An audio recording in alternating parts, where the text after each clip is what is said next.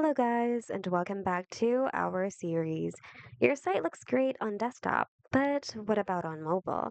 Since a lot of users will be browsing your site on their mobile phones, it's essential to make sure your site looks good on mobile screens too. That's why in today's video, we're going to be optimizing our mobile site to ensure it looks great across all devices. So let's get started. On the Wix editor, click on the mobile icon. This lets you switch to your mobile site. Sometimes things will be out of place the first time you enter mobile mode, so make sure to properly arrange your elements and ensure you have a clean and easy to navigate layout.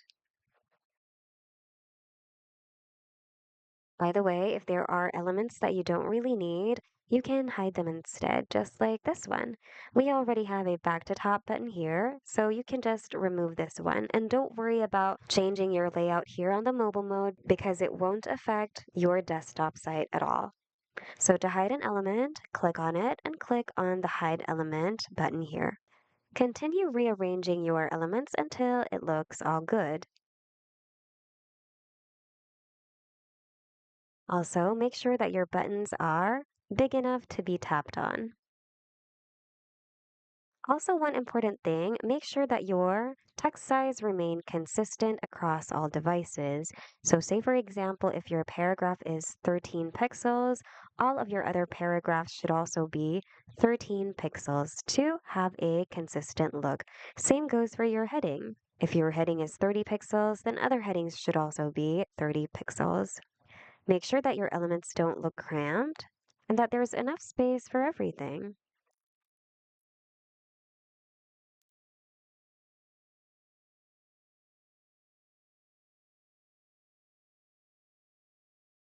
All right. So once you're done working on the home page, make sure to do the same thing for all of your other pages as well.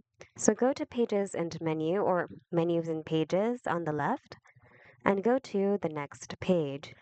Make sure to do the same thing.